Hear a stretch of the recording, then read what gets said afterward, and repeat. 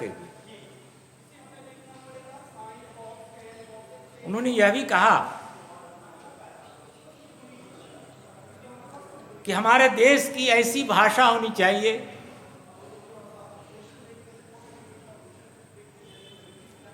कि हिंदू को भी लगे कि ये हमारी अपनी भाषा है और मुस्लिम भाइयों को भी लगे कि ये हमारी अपनी भाषा है।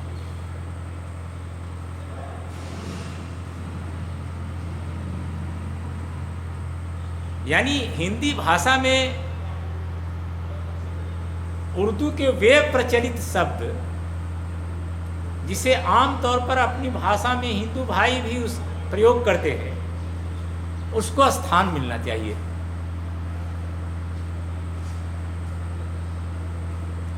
और इस प्रकार से हिंदी उर्दू मिश्रित भाषा बने।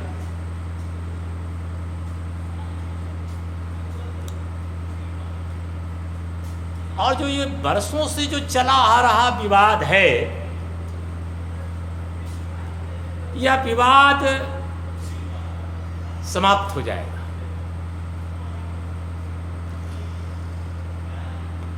इसके बाद प्रश्न उठता है कि लिपि क्या होनी चाहिए।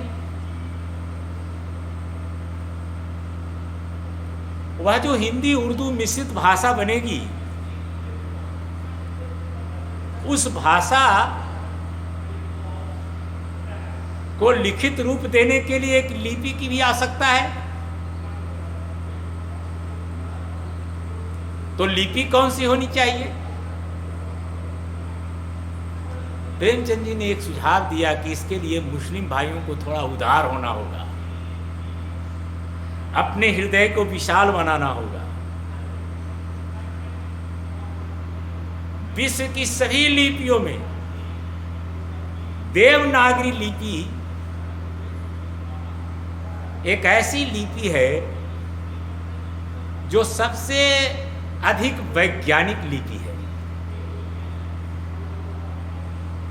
और पूर्ण रूपेण वैज्ञानिकता होने के कारण यह सरल भी है, सुबोध भी है, सुगम भी है। इसलिए इसे सीखना आसान है, सरल है। तो मुस्लिम भाइयों को देवनागरी लिपि सीख लेनी चाहिए और देवनागरी लिपि में ही हिंदी उर्दू मिश्रित भाषा का प्रयोग करना चाहिए। हमारे देश की एक ऐसी भाषा जरूर होनी चाहिए जिस भाषा के माध्यम से समग्र राष्ट्र के कोने कोने में बसने वाले लोग अपने भावों और विचारों का विनिमय कर सके।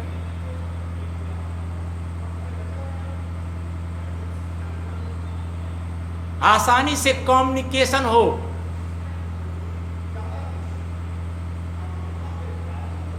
और जिस भाषा का प्रचार प्रसार, जिस भाषा के प्रचार प्रसार पर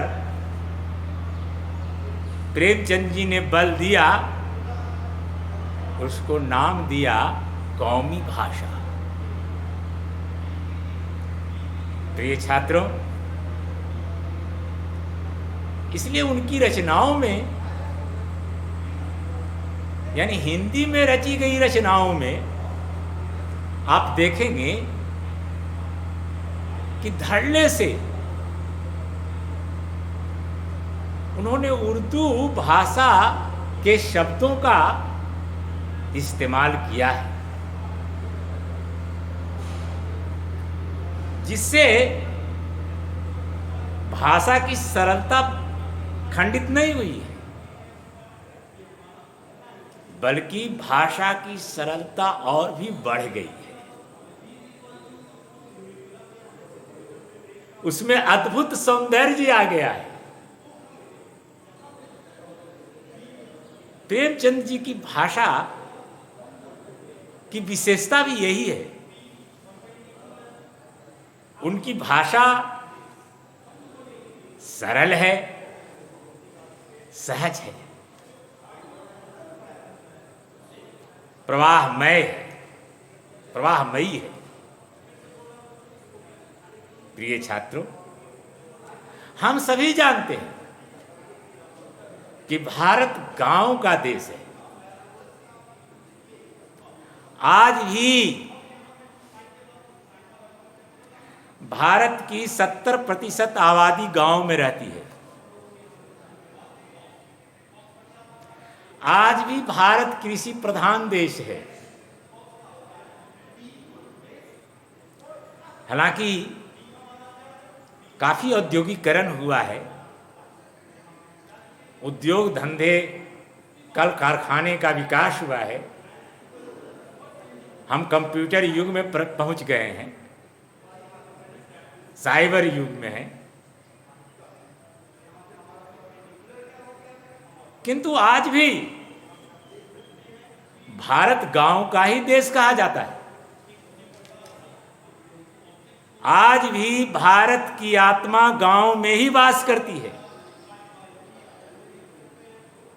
इसलिए प्रेमचंद जी ने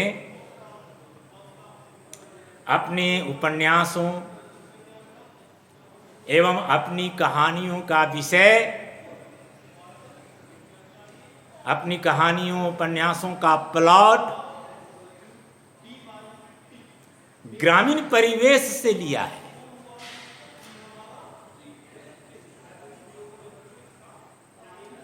और इस कारण इनकी भाषा में भी ग्रामीणता झलकती है। किसी भी जीवंत साहित्यिक कृति के लिए उपन्यासों और कहानियों की भाषा ऐसी होनी चाहिए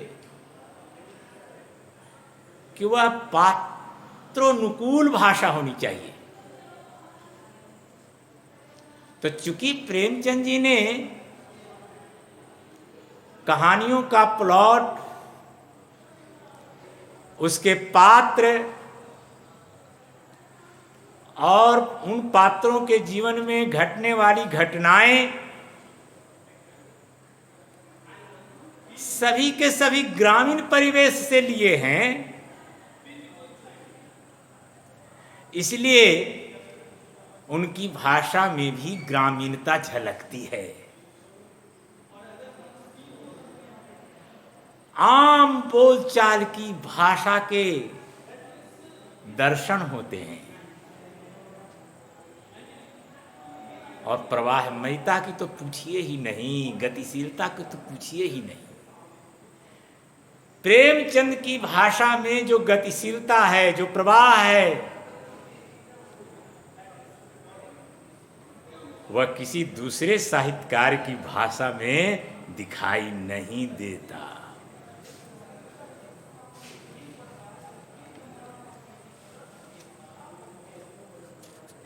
प्रिय छात्रों,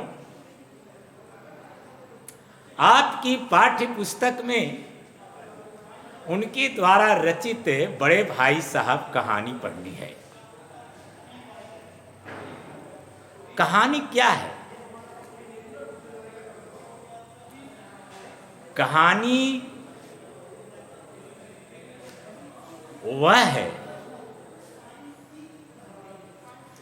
जिसमें मानव जीवन में घटने वाली किसी एक घटना का मानव के हृदय में उत्पन्न किसी एक भाव का, मानव के आचार विचार के किसी एक पक्ष का जब वर्णन होता है, उसका चित्रण होता है, तो उसे हम कहानी कहते हैं। कहानी आकार में बहुत छोटी होती है, इसलिए उसके पात्र भी बहुत कम होते हैं।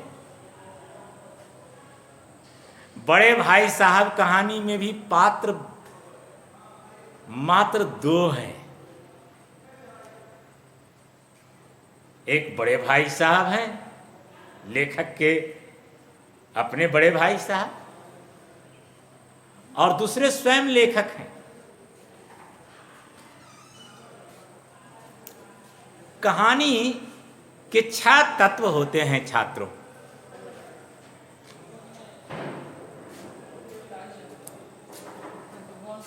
पहला कथा वस्तु, दूसरा पात्र और चरित्र चित्रण, तीसरा कथोपकथन अर्थात संवाद,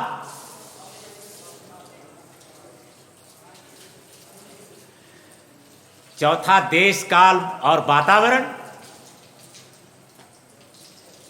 पांचवा भाषा शैली, और छठा उद्देश्य। इन